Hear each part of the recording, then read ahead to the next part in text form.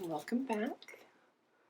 So again, I am trying a symmetrical kind of finger painting.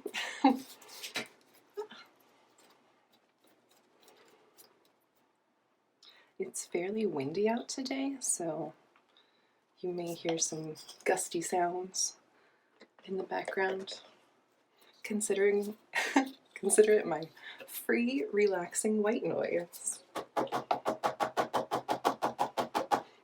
She says before banging the canvas. Here's your relaxing white noise. It wasn't even worth it. Didn't even get anything out.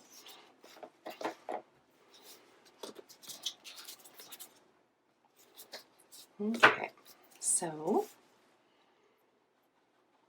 I have colors light to dark, and as I spiral out, the less I touch the middle, the less the middle will change color. So that gives you the opportunity, excuse me, the opportunity to make these sort of interesting circles. Gives you a chance to make these interesting circles. Color grade it. You know, it gives you shading. It looks like it's going in, or you know, it can look like it's round. Gives you a sense of light or shadow.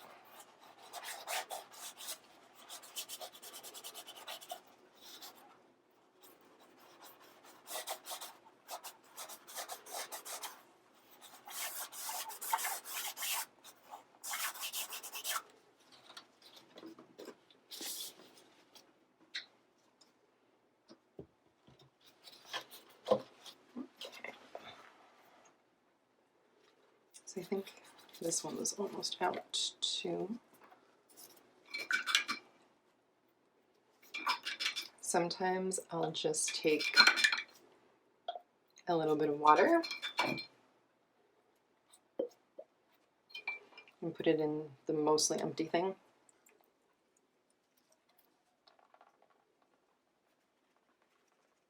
And that can give you some extra color splatters.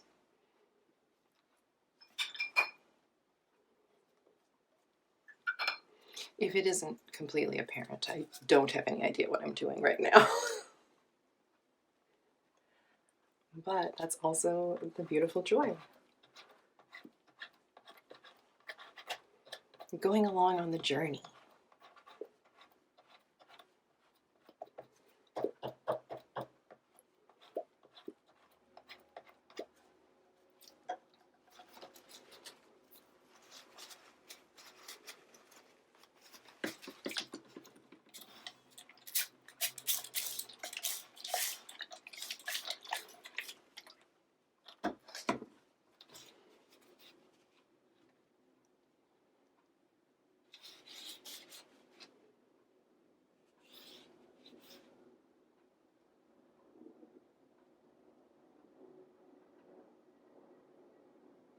Oh. Do you hear the beautiful planes?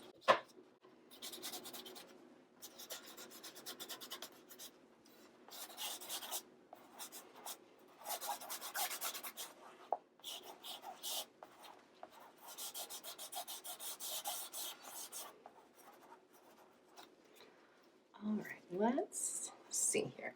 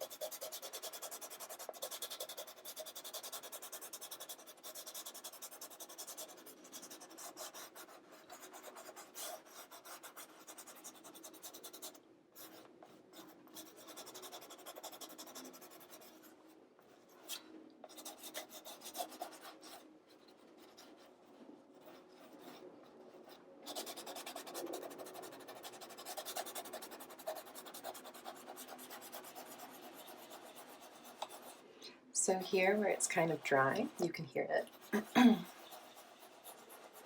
But when you move in these kind of circles, that also gives you a blending of the two colors that are there, because both of these are much more dry. So it just reacts differently.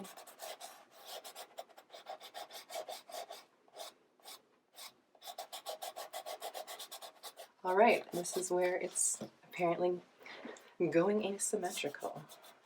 Let's see what happens.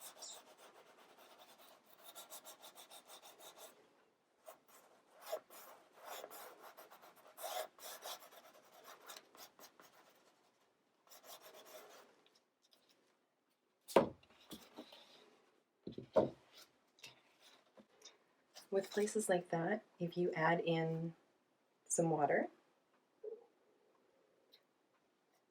you don't have to believe you have like a natural creative ability or a natural ability to paint. Like, just paint. Is there a way that you can manipulate a tool to make marks on canvas? Then you can paint. It doesn't even have to be on canvas. I was already too limiting. You can paint anywhere. I mean, I'm not giving you permission to like paint anywhere. All right, so this is a liquidy white paint, but I'm also going to use this one too. This gives you a more clear understanding too about the different bodies of paint. So this is a soft body, so you can see it sticks up, and that's what I usually am using for these kind of things, is a soft body rather than a liquid, because the liquid really thins out, like you can see here, as opposed to here.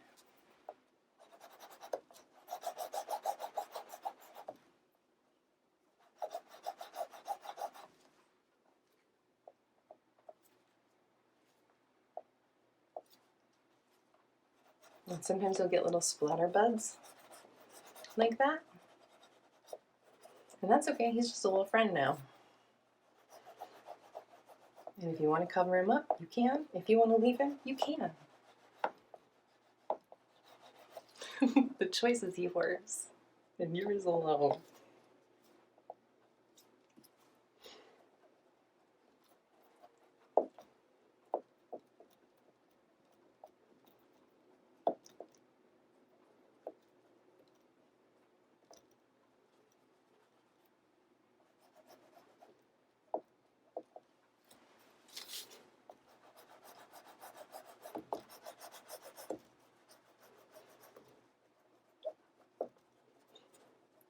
That's fun.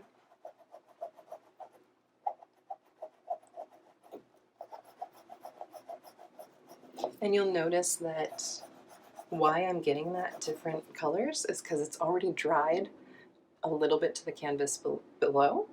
So when I'm pushing down like this, I'm just basically moving the fresh paint off of the way.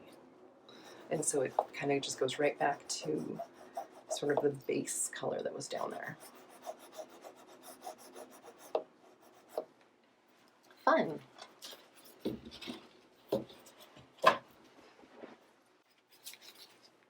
Oh, we're bringing some orange. There's my buddy. How you doing?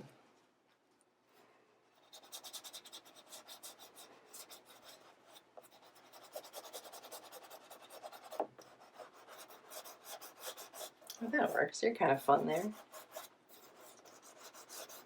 You're just so bright.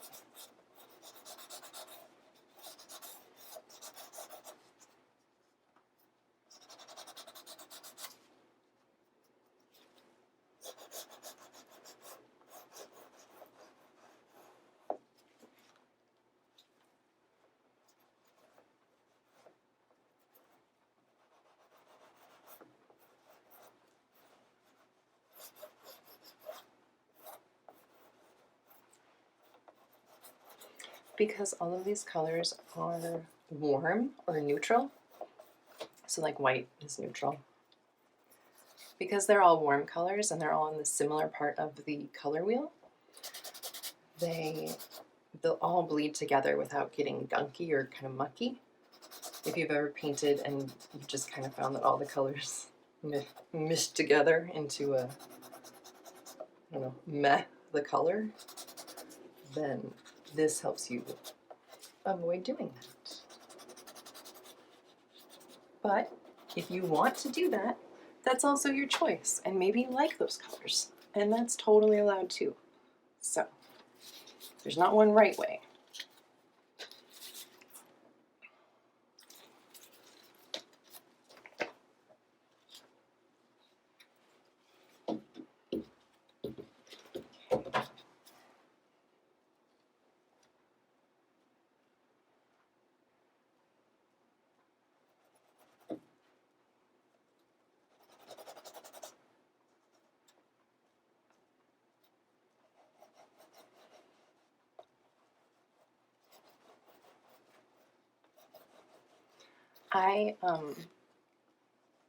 I'm realizing that it looks like I'm using a lot of paint, and I am. And so it might feel a little intimidating too, to like you're going to waste a lot of paint or something. And I go with it's about the process. It's about enjoying it, and it's about, you know, the use of the paint rather than what it ends up being, or if it's, you know, worthwhile. Did you enjoy yourself? Yes. And you can certainly work with less too. You can use less, you can work on smaller canvases. If you add a lot of water to it, it'll water it down, and sometimes you'll almost get a bit of a watercolor aesthetic. So you can always just like water down your paint, and you'll still be able to use it a lot and get a lot of mileage out of it. But personally, I really enjoy the tactical sensation of moving paint around and seeing the results of that. But it's all about figuring out what you like. I'm just here showing you kind of what works for me and what I found, you know, helpful. But you take it and you run with what works and leave what doesn't.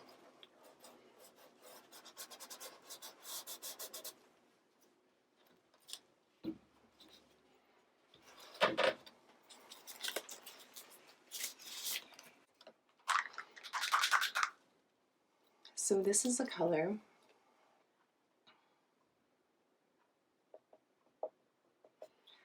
that I wouldn't want mixing with this orange area here, because that would give me kind of a shade of brown that I'm not really looking for. But in other times it'll give you like a very rich brown. I'm just trying to keep it up here though, because I want it to stay more the teal that it is. And I'll have better luck doing that if I stay on the light and not super warm colors.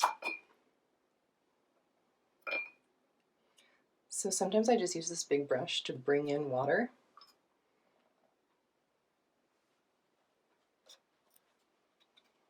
Ooh.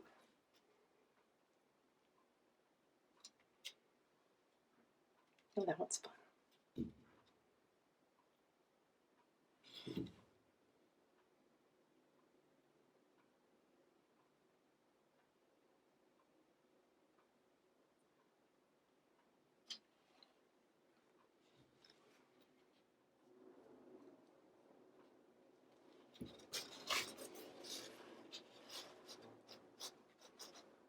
All right. So I think we're going to call this good on the first layer and let this just dry completely.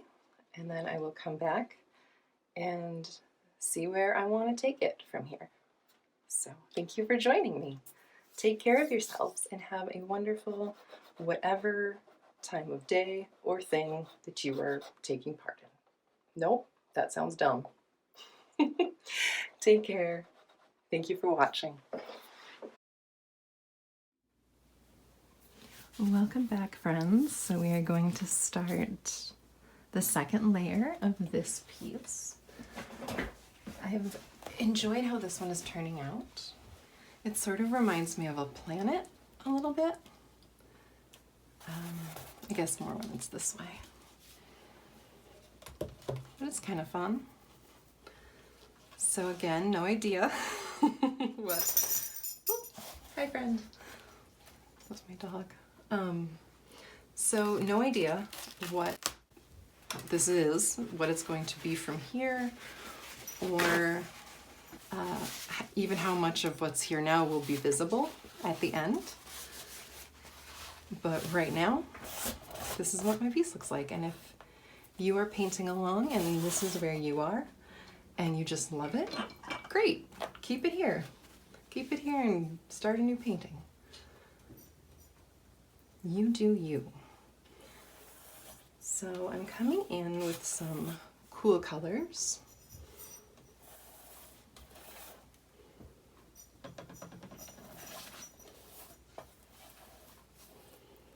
There are things that I tend not to do in my work.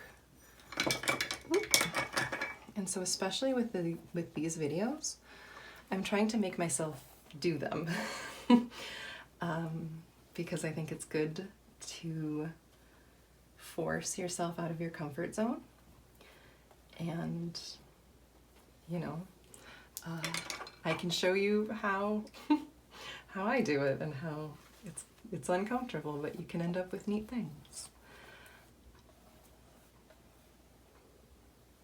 So something like this, doing a big pattern that takes up so much of the canvas, is not normally something I would do. But we're doing it today.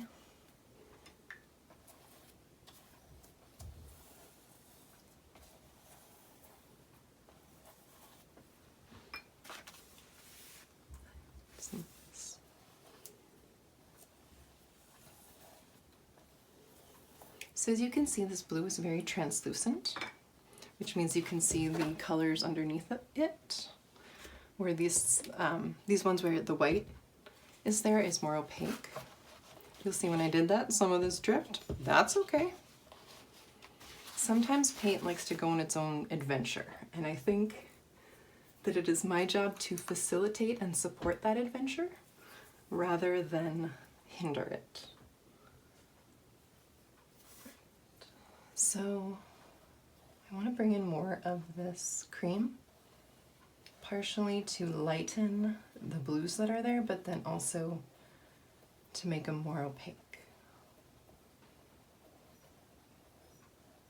So the color gets lighter, but less see-through, which may seem a little counterintuitive.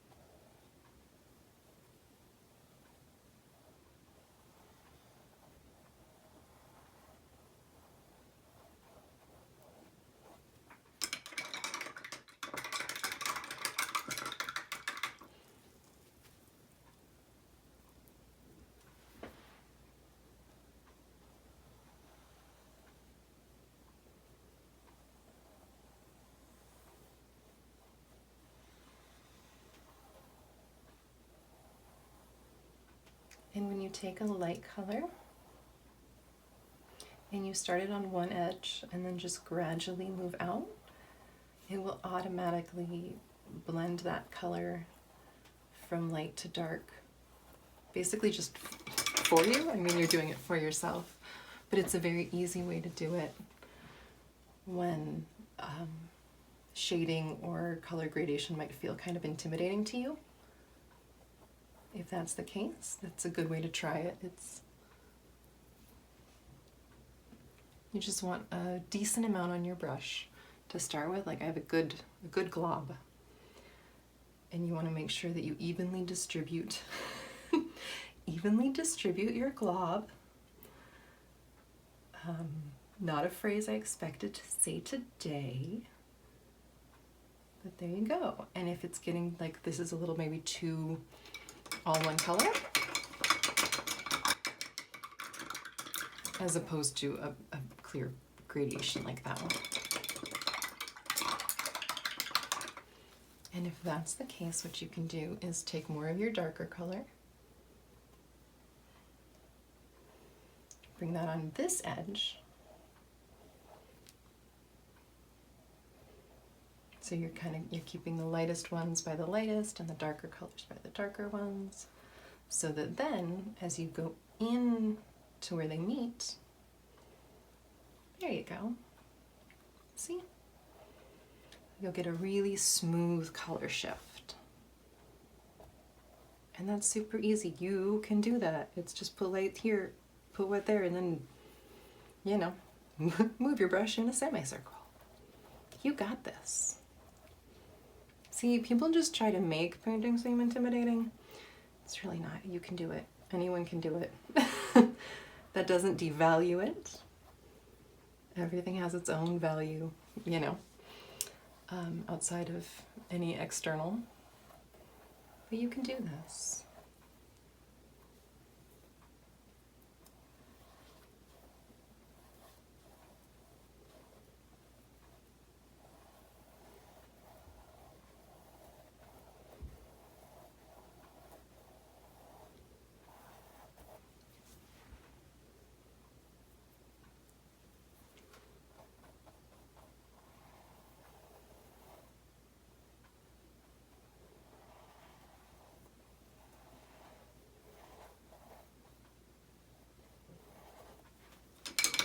These have gotten a little dry, so this is like pretty much completely dry right here.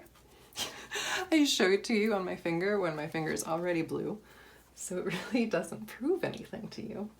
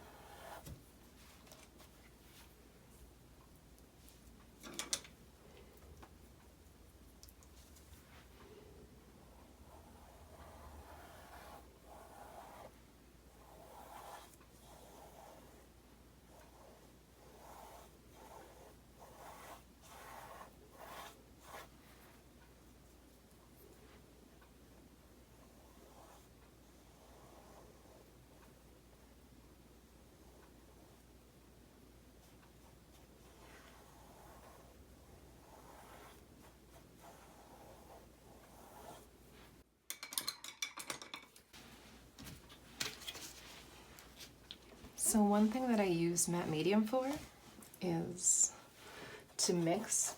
Yeah, this got dry while I went and got water. There we go, that one's a little better. You can use it as a sort of mixing buddy, a mixing buddy. So instead of just using water to thin out these colors, if you use matte medium, you still get that paint texture to it, so it kind of spreads out and adheres on the canvas differently than it would if it were just water. I can show you what I mean here. So this is just water. Take some of these out here.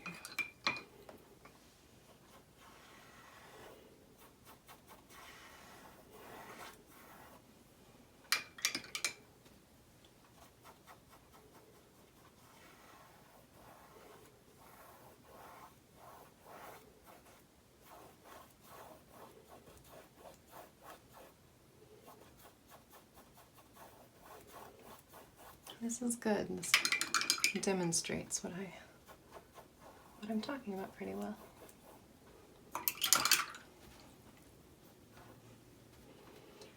So you can use either way you like.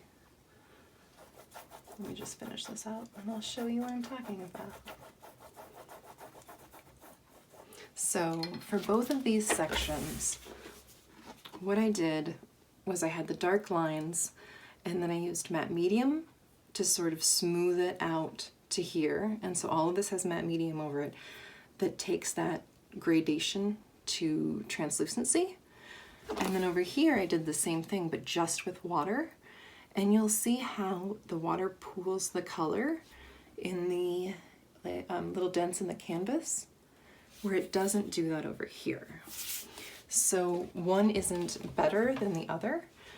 It's just a different way that it disperses the pigment onto the canvas. So it's not anything you need to concern yourself about, but if you're somebody who's been painting a while and you know, you're kind of curious what the point of matte medium is, or you know, what I'm doing, that's what I'm doing and why. And sometimes I really like this style, so it's not something that I always avoid. It's just kind of whatever I'm feeling like at the time. Now what I'm doing here is just bringing in some of this lighter purple and doing a similar gradation thing that I did with the white below. Just kind of adding it in, and I'm mixing it with the blue as I go. So you can see it's making this really pretty darker shade of the violet. When I add in some black here, you see how it really adds that kind of dark shadow and helps create even more gradation in my little arches here.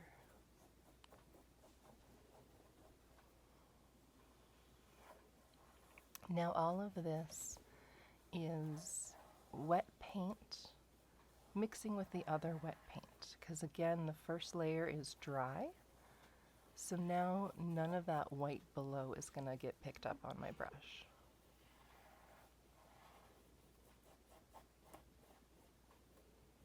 Just a little bit more matte medium. That also will help reignite the paint a little bit. So if some areas that you just painted are starting to get a little dry, you can add some matte medium, or you can add a little bit of water, and that will help too. However, the matte medium is going to be more effective as far as keeping your paint damp or wet longer, to keep it malleable longer.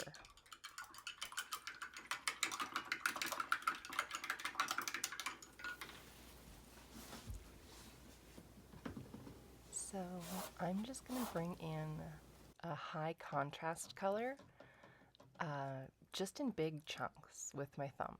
So it can be very fun and freeing to sometimes just sort of finger paint. Like, allow yourself to enjoy the texture and the way the paint feels as it moves through the canvas, because you can sense how thick it is, and you get a sense of how well things will mix based on the amount of pigment that's there.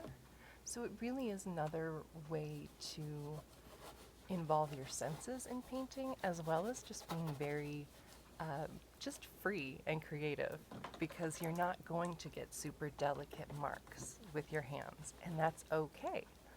That's actually very, very fun and raw, and I think that it's something that is often unappreciated. This green and red combination will feel extra vibrant because I'm using complementary colors. So those are colors that are on opposite sides of the color wheel. One will always be a primary color, which would be red, blue, or yellow, and the complement to it will always be a secondary color, and those are orange, violet, and green. So the whole thing with the primary color is no other colors can make yellow, red, or blue. Any other colors you can mix somehow with those kind of three, and then white or black, and theoretically make them. So that's just a little insight into color. It can be very fun to play with those contrasts. You'll want to make sure that if you are using complementary colors like this, let a layer dry and then start in with the complementary color, because if they mix too much, you'll get a lot of brownish neutral tones. Those can be gorgeous to work with as well, but if you're trying to keep your colors close to their original pigment, so if you want to keep it still being more teals, blues, purples, deep maroon colors, if you want those to stay colorful and intense and not kind of get neutralized and turn to muted shades of brown.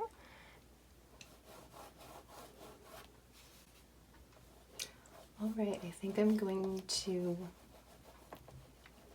pretty much call this one not done, but done for now. I think I'm about done with this second layer.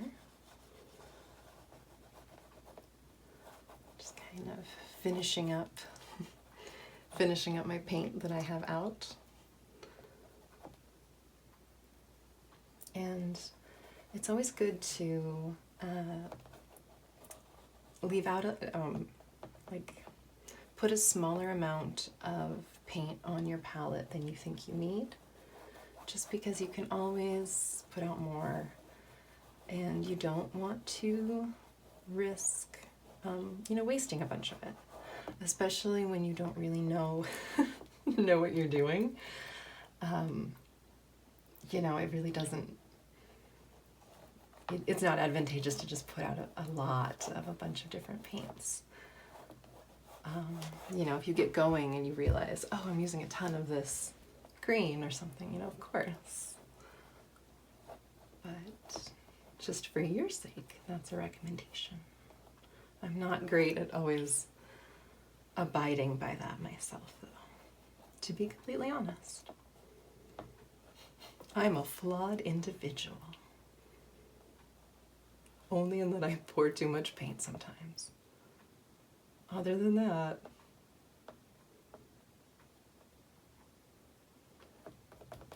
that's fun.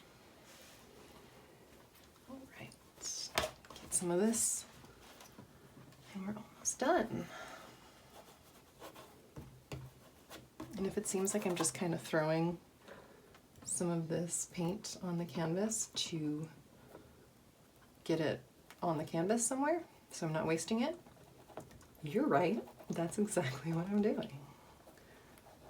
Just kind of putting it somewhere where it feels like it should go.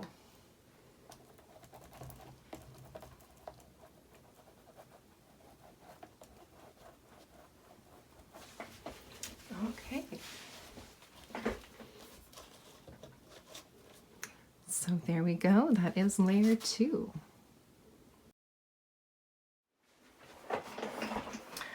Well, welcome back, friends. So we are now on layer 3 of this piece, and I'm really not sure where it's going yet. If you are somebody who kind of sees something in all this, let me know. I would love to know what you see, because to me it's kind of just visual chaos. which I'm enjoying for sure, but I really don't know where it's going yet. So again, we're just playing. I'm gonna throw a bit of yellow down, as well as getting some cream out here. Get rid of my hair. It's the thing with having long hair and 3 pets. Sometimes various forms of fur and human hair. Oh, it's gross. So I'm using a lid to make circles. There's so many things that you can use as stencils. Your limit really is only your imagination, or in my case, my limit is my imagination. I'm certainly not going to blame you for my lack of imagination.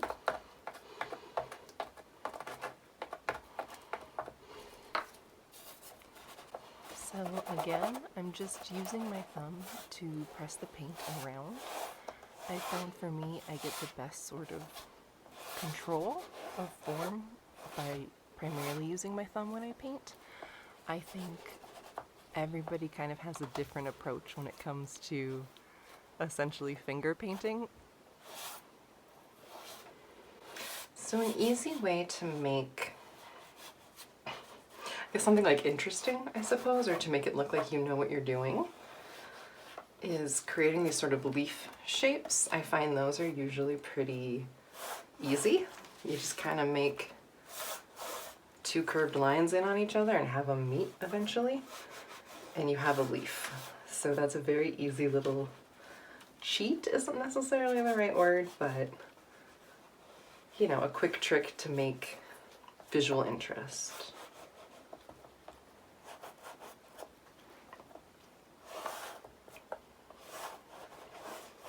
So that's all I'm doing right now, is just kind of making some interesting leaf shapes. And that also collects what I've done here in the negative space, so I'm keeping some of those for the time being, but not all of it.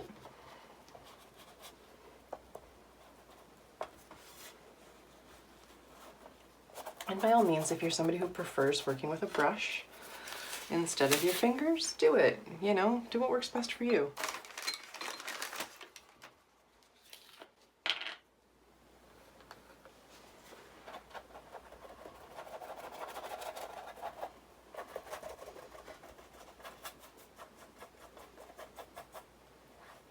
Also, currently I'm working on a 20 by 20 canvas, in case you are interested in the size.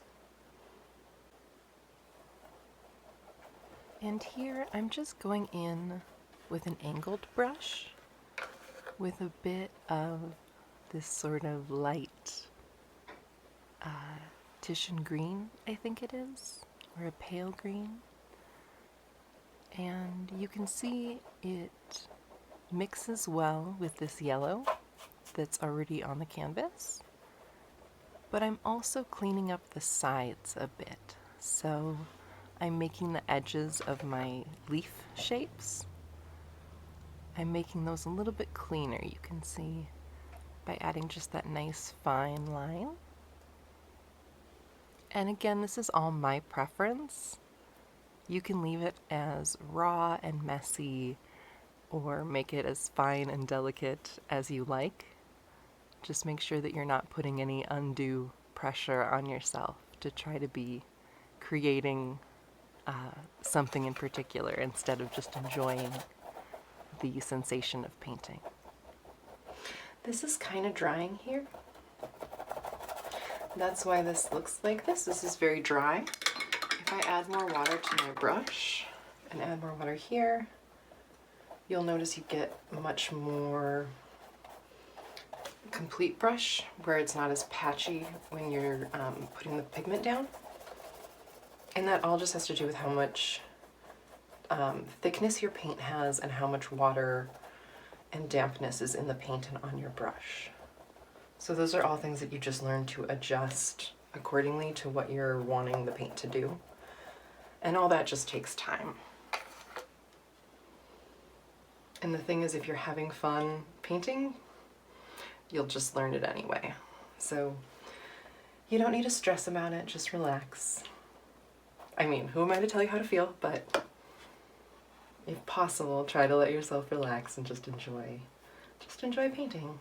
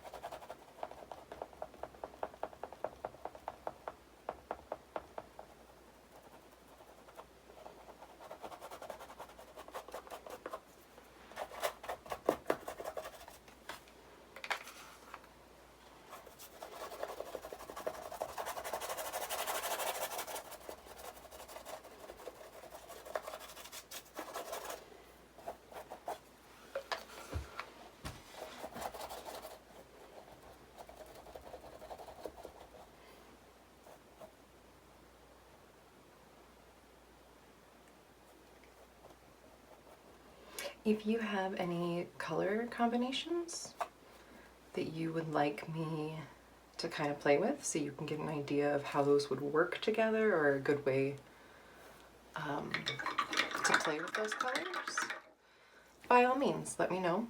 I'm happy to try different things on your behalf if you would like.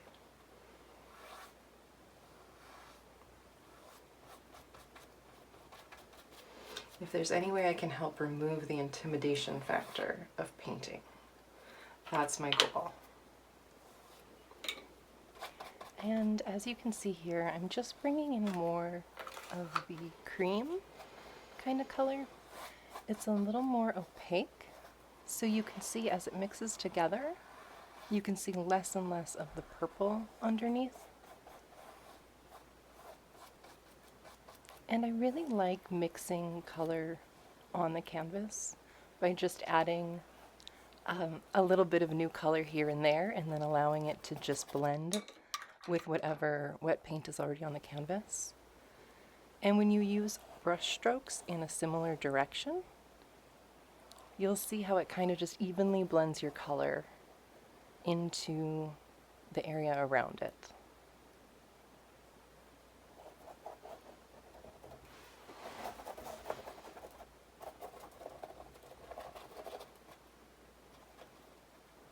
And just some more white here.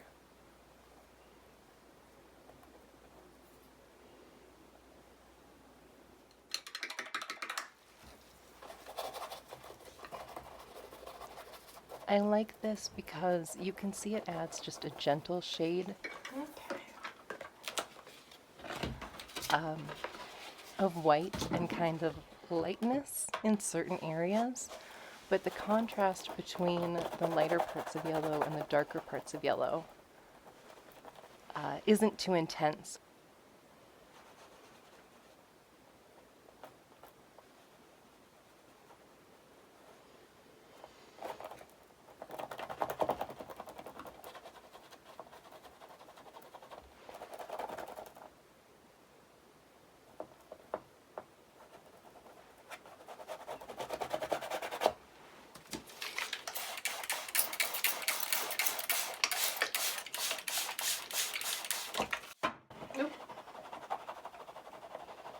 So what I'm doing here is just actually removing some of that paint. So I got it really, really wet, and that allows you to come in and pick it up just using a paper towel. I use a lot of paper towel. I've tried other things to be a little more environmentally conscious, so sometimes I'll use old rags and stuff. But I honestly still haven't found anything that works better than paper towel, so I'm kind of on the lookout for that. So if anyone has suggestions. So what's happening here, I really like. So this yellow paint here is getting to where it's a sticky dry, and because of that, when I go in with the texture of the paper towel and press down pretty hard, it gives me these interesting little creases and designs of the paper towel in the paint. You can see that, which is really interesting. I love fun textures, so wherever I can get fun texture, I'm taking it. All right. Up next, we'll put in some violet. It's a fairly more of a lavender, like way more of a lavender than a violet. And again, I want to remind you that this is all just playing. I really, I'm just kind of taking the moment and seeing what feels right. This circle kind of reminds me of like a moon shape or something, maybe a planet. So I'm just kind of filling it out a little. And I'm going to bring in a bit of a darker color for contrast here. Ooh, ooh. Oh goodness. Drop, drip, drip friend.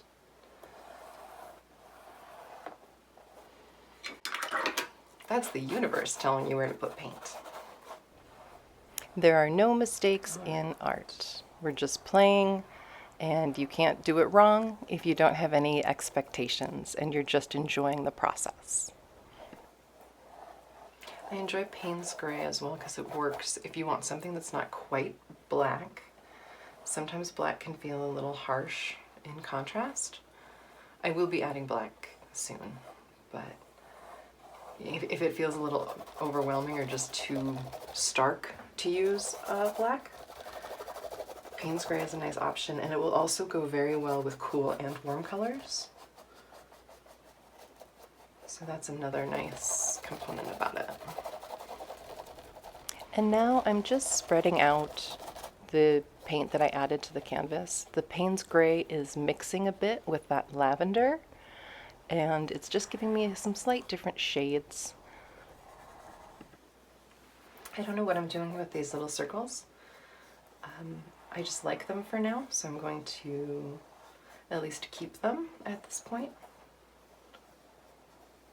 But nothing is too... I'm not so attached to anything right now that I would be upset covering it up. I'm still very much in the play mode of letting things be what they will, and eventually it'll turn into something I like at some point. I just have to trust that. And in the meantime, I get to enjoy playing, so. And hopefully you get to enjoy hanging out and playing with me. Nope, that sounded weird.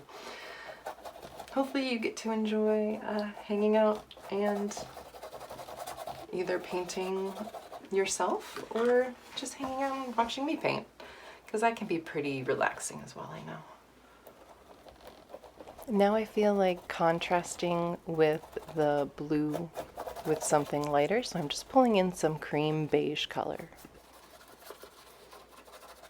Okay, I want something translucent here. So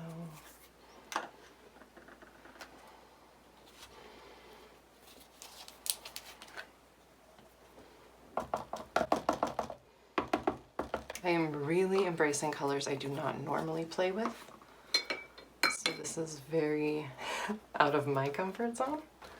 I wouldn't normally use kind of reds and oranges like this, but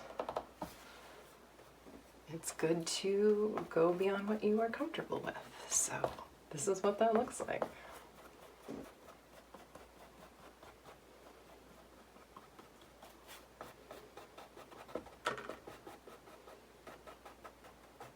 I'm just barely brushing against the canvas here so it'll make those lighter streaks because my brush is not super damp.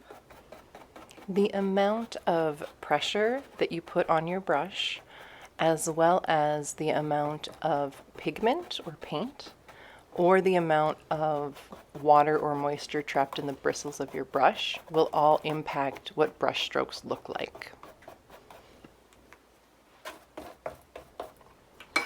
And here I'm just adding in a bit of water and playing with some of that lavender paint that's still up there. When you move your brush in these different angles like this, it gives you all sorts of kind of tangly, tendrily kind of stuff, as well as cross-hatching.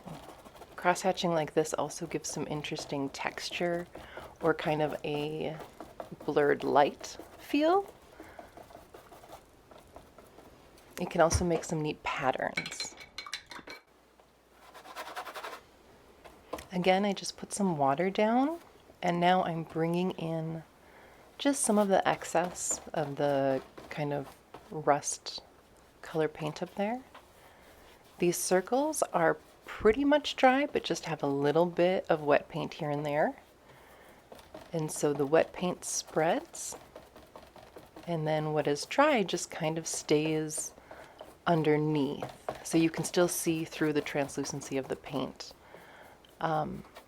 what sort of patterns, like the circles or the drips, that are still slightly visible under this new layer that we're creating.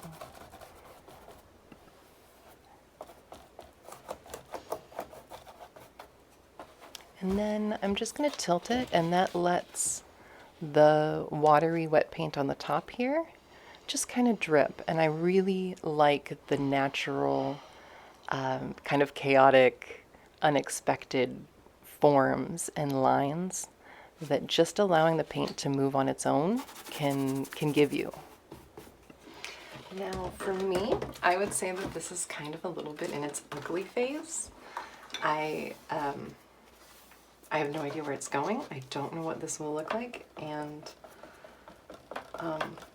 I'm not like blown away by how it looks so far. But I'm really enjoying it, and you know, I'm glad that I'm making myself use these different colors and stuff. So, you know, if there are times where you feel like you're painting and it's kind of ugly, just be kind to yourself, because, you know, all paintings for all artists, regardless of how experienced you are, usually go through like an ugly phase. So because the paint here is damp, it gives me that bleed when I'm putting down this really high flow liquid paint. And that's what I really enjoy about it, is how it gives you such spread and bleed.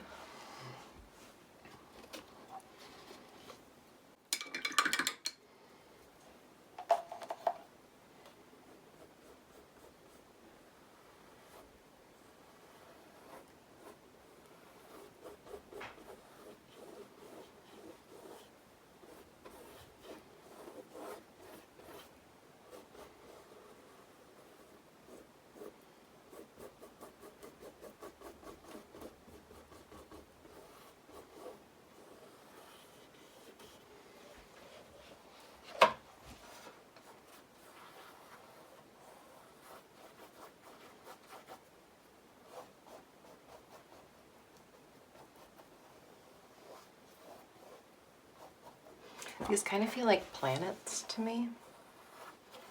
It's a bit of the sort of atmosphere that I'm getting from it. But again, that can all change. And you, I mean, you could see something completely different than what I see. And that's all part of the beauty. All right. Whoop. This is fun. I like this angle. All right. Check out how dry this is. I do really enjoy the texture that the paper towel gives me.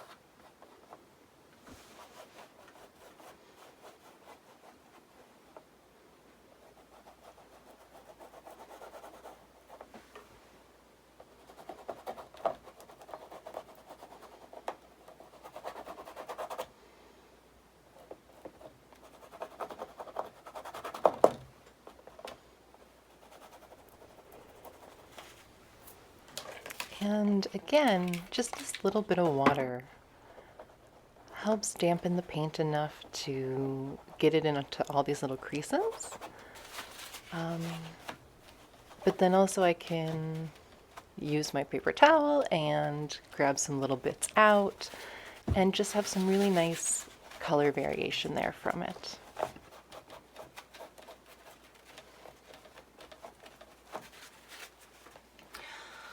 All right, I think that that is going to be layer 2 for us, or no, layer 3. So there we go. This is where we are in layer 3. Welcome back. So we're on our next layer of this one. And nothing has really taken, I don't know, a shape to me yet. So I'm still just kind of playing with it and seeing where it's going to go. I'm going to use my, oh, where is it? Here it is. My long bristle brush, this very long one. And then I'm going to use a high flow acrylic. So it's just more runny, and that works really well for doing thin line work. So I'm just kind of going to play with a mandala around this main circle here, and then we'll see where I want to go from there, you know, as we go.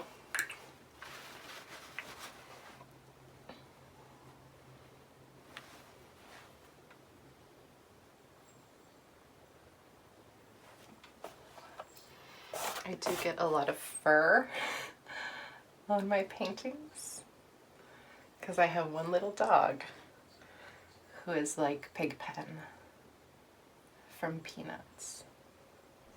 Painting a mandala can seem kind of intimidating, but if you just think of it as concentric circles with different patterns or symbols, so I'm just kind of doing this sort of petal shape, and I know roughly how wide it will be, and so I just keep going and adding the little brush strokes to make these petals all the way around.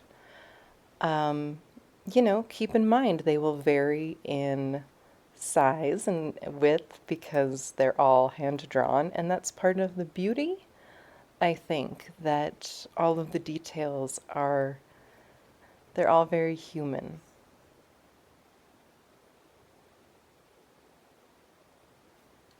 And you can see how this brush just gives you such clean, lasting lines with this combination of the liquidy paint and the long brush. So it's just very fun. Okay, then next I'm just going to go around again, and I'm just going to put this drop shape in the little connecting point here between each petal, or petal shape. And you'll notice that I'm steadying my hand with my pinky. I do that to prevent smearing the wet paint by pressing my hand fully down on the canvas.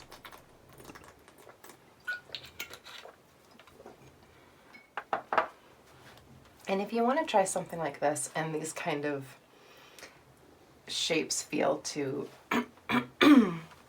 these kind of shapes feel a little too intimidating to you, you can always start with, like, I'll show you in a second here when I go around, but you can start with a lot simpler shapes, like even just little lines or X's, or you could just do little half circles like this. So you don't have to start with particularly complex shapes. You just start with little familiar shapes. So you just take those little steps, and then it just automatically gets more and more intricate the more you go around, even though it's something simple every time. kind of shows you're capable of more than you realize if you just take it one little step at a time.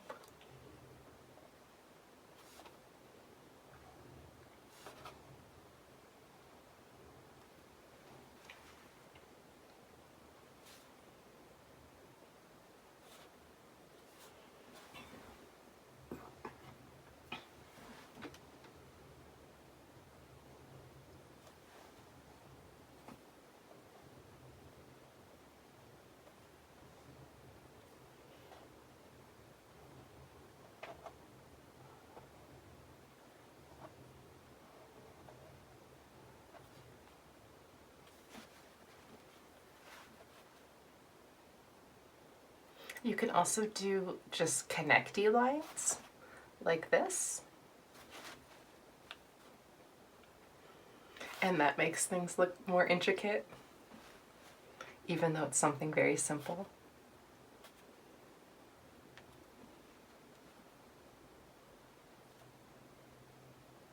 So it's just really, you know, simple shapes. You could do some fun triangles or zigzags.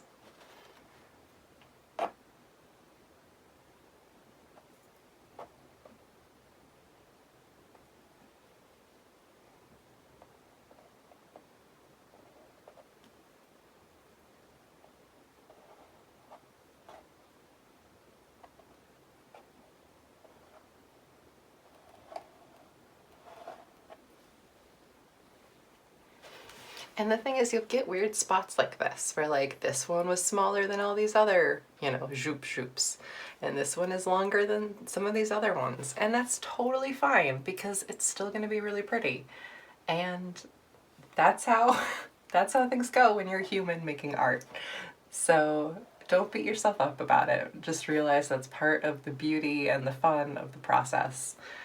And so, you know, art just is, and it's wonderful, and the whole point is just to enjoy it and express yourself and take time to play. So there's no reason to set certain expectations because they don't mean anything. And as you can see, I'm just going to keep going around and adding these little whoop curlies.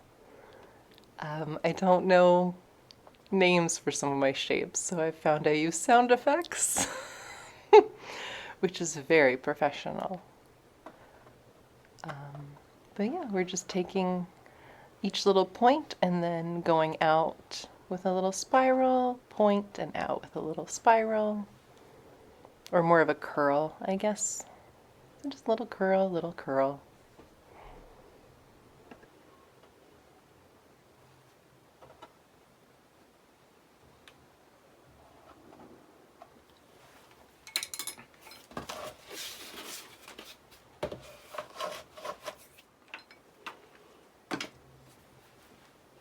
These kind of remind me of fish, so I'm going to fill in around them now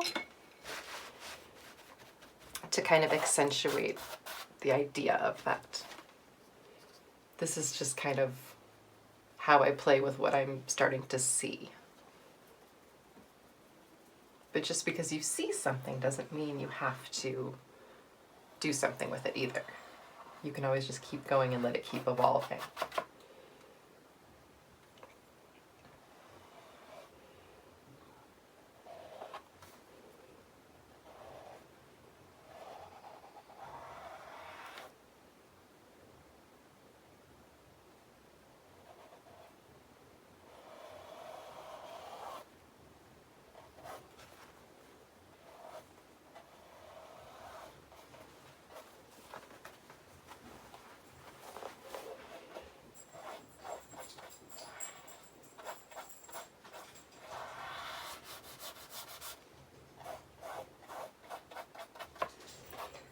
So I'm using just different teal and blue colors intermittently. And by doing that and then picking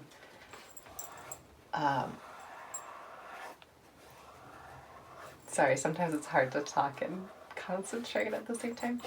I'll get better at it. But when I do that and I kind of keep going the same direction with it, you'll notice it automatically starts to blend. I blend paint on my canvas a lot, which I probably should have mentioned before now.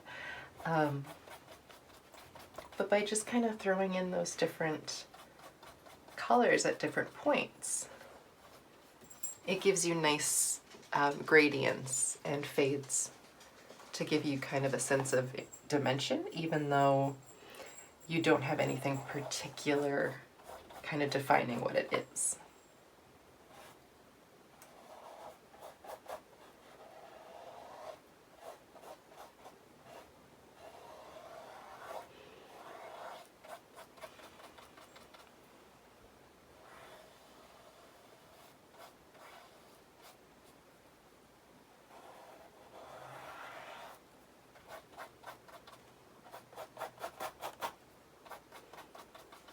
So the blue and teals here are that's not true.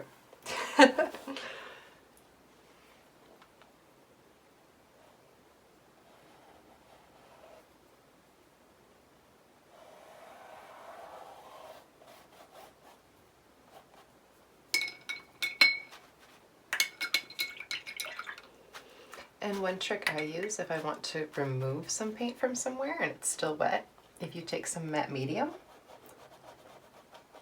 and go over it, it almost like replaces the paint with itself. So then you just have the clear there and you can kind of then go over it.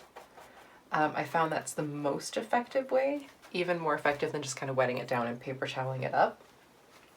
But if you don't have matte medium, then just wetting it a little bit and kind of paper toweling it up is definitely going to be your best option.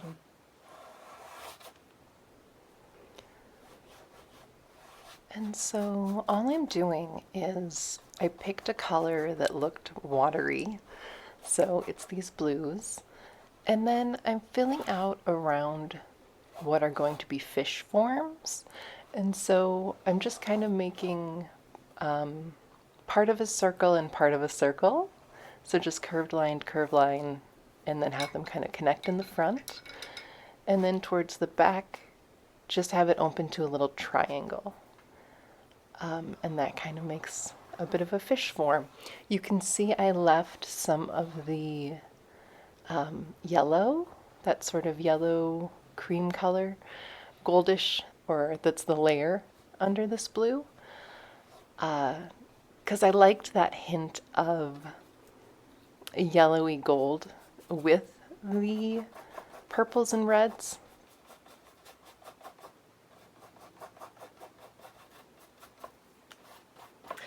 And I like going over things with several layers because you'll notice usually, like here, it's still kind of translucent and you can still see some of that orange beneath it, which is also like something I really enjoy. So sometimes I use that to my favor and I leave that. But because of that, if you do want something to seem more opaque, like this kind of stuff, then you'll have to go over it more than once usually. And because of that, if you mix up the colors a bit and add some matte medium, you still get play even then with that layer you just laid down. So so in the same way that this first layer is kind of translucent to the layer beneath it, this next layer will be slightly translucent to the layer beneath it, but the layer beneath it is this blue one now. So it just kind of enriches the color and the depth of the painting itself. It's hard to see over video, but it's definitely something that's unique and a very, I think, fun trait in layered intuitive painting, that once you get used to it, you can start to play with it with more intentionality.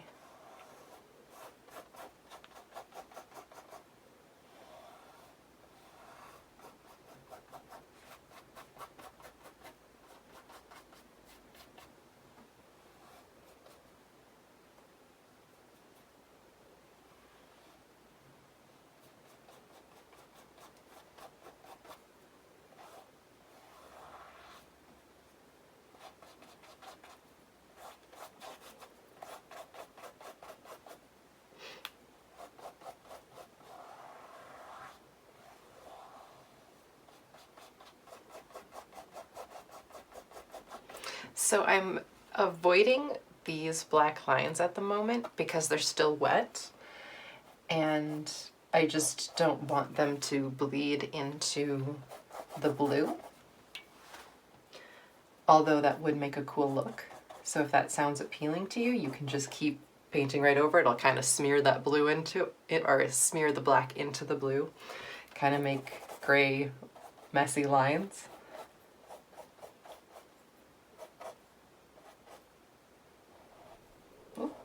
And the more that you paint, the more you will get used to controlling your brush, getting used to the amount of pigment on your brush and how that will kind of spread on the canvas. You'll also start to notice the texture of the paint as it's drying. So you'll kind of recognize when it gets sort of sticky in texture and know the way that it will work with new paint as new paint comes on when it's that texture, or get used to about how long some things may take to dry based on how wet your paint is or how watery it is. So you'll just kind of get used to that sort of timing stuff as well the more that you play.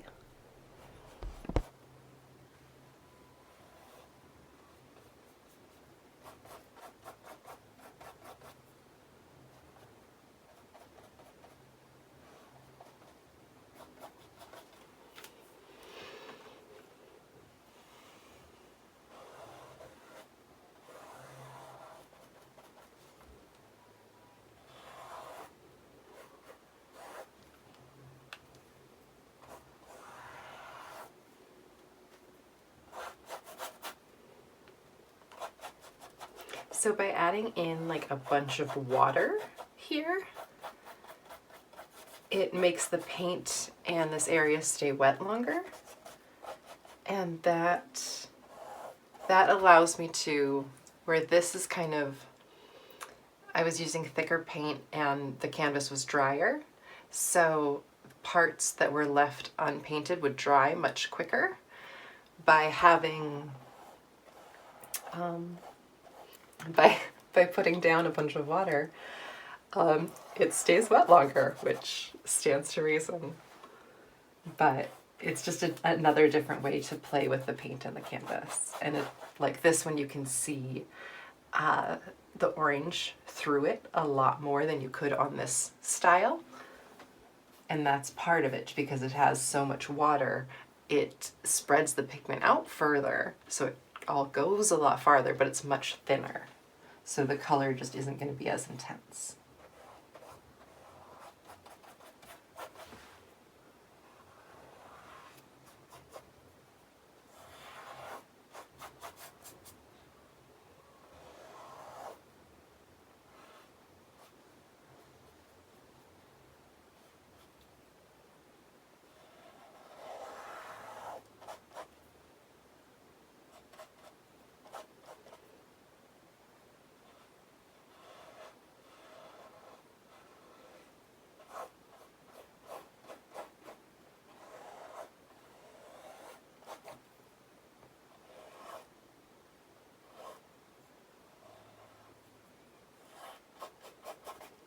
And then I'm just making this kind of wavy to kind of give the idea of water, since I've decided these are now fish. So I'm just mixing in just a little bit of white, and I'm using an angled brush.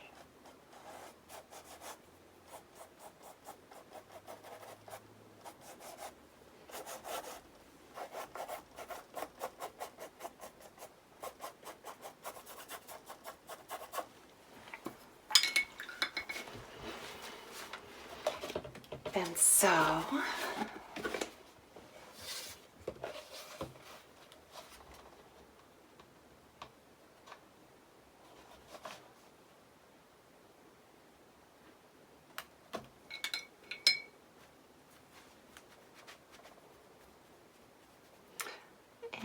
let's see.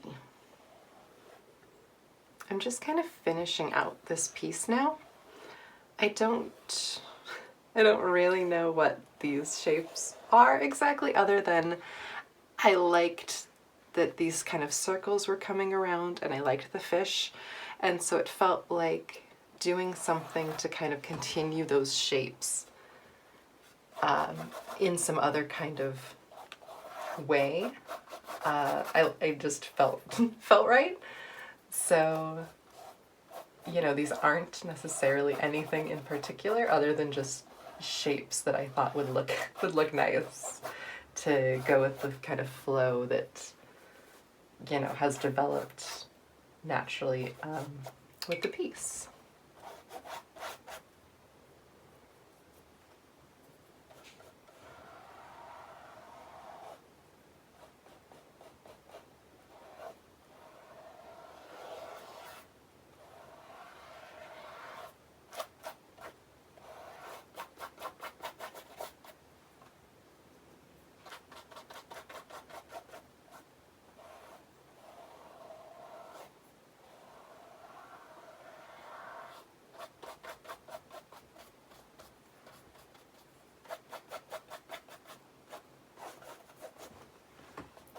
So this part here I can tell is still wet. I don't know if this shows up very well on camera, but if you tilt it a little bit, you can tell the shininess changes from wet to dry. So understandably too, like the big chunks of paint, the big dollops of them, or glops, the big glops are still wet. So I wouldn't want to paint over those because that would shimmer out. These are all made up art terms. So, you know, don't necessarily quote those to somebody else and think that they'll make sense to anyone other than in the context of that.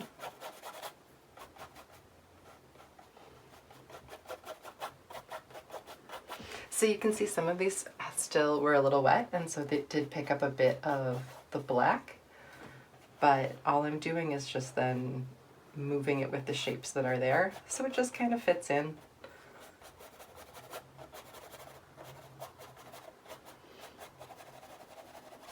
I'm going over it just because I want to dull it down in some areas. I don't want the black to be so stark because it's the only black that is in this piece so far. And because of that, your eye is just automatically drawn to it. So just to tone it down, I'm using some different colors that have, that are translucent. So, you know, if you layer them and stuff, it still takes a lot to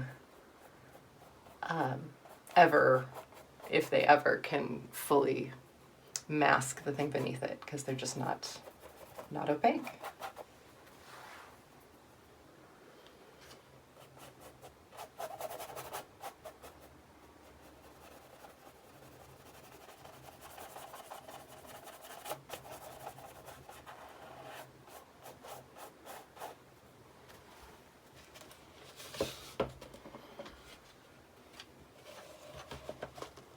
And then I'm just going to add a little more black in other places just to help move the eye throughout the painting so that there are other kind of equally noticeable parts. So I'm just adding, and not even to all of them, but just some of the fish forms. I'm gonna just add these little, you know, scales.